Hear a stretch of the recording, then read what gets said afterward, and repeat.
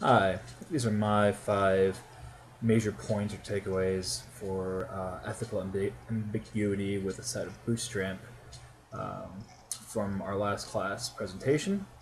I think first we have to take a step back and we have to use the a lens analogy when talking about Franklin, John Adams, and the previous text in the sense of context. And it's very integral because um, there's 2 ways you can view our persuasive leaders. There's one way of describing how they're trying to use intellectual history, or there's multiple methods of describing it, kind of like a strobe light. And this is very important because some people might need multiple ways for them to understand it, while some people can just know it in one way.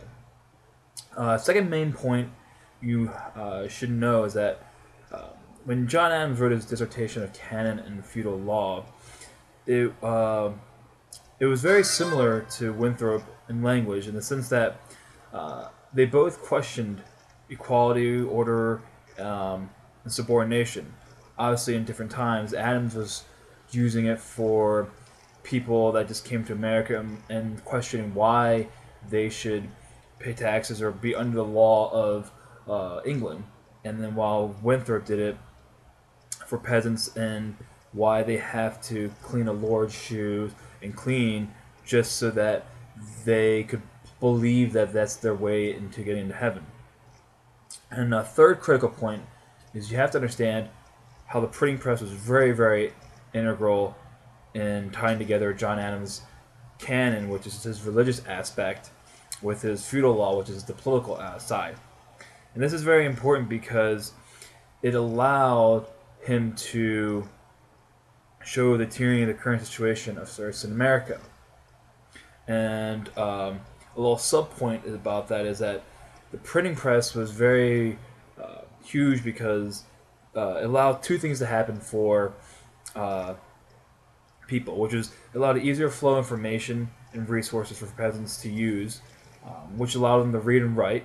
And also, I personally believe that it would allow them a new freedom to produce their own work and ability to think on their own, which is very different because they had no resource to learn how to read and write. And so the printing press was almost a newfound technology, kind of like Graham Bell producing the telephone. If there was no Graham Bell, then there wouldn't be an iPhone today. Or if there was no, Ben Franklin sticking outside a, a, a kite, how will we find electricity? How will we do this right now, which is recording stuff on YouTube?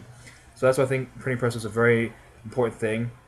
A fourth thing is also kind of ties in back with the printing press is that it really allowed people to learn stuff in a different language, and it made it universal. An example of this is Joan III.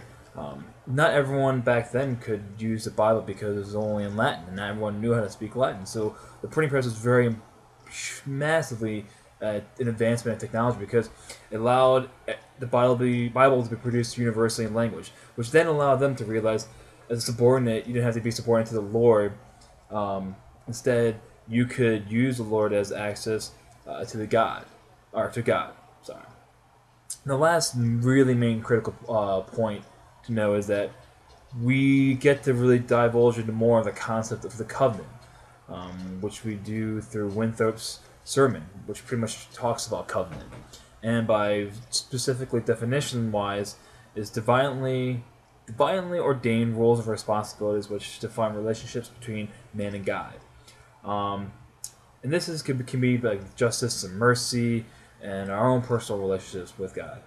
And Winthrop tells us through economic stories.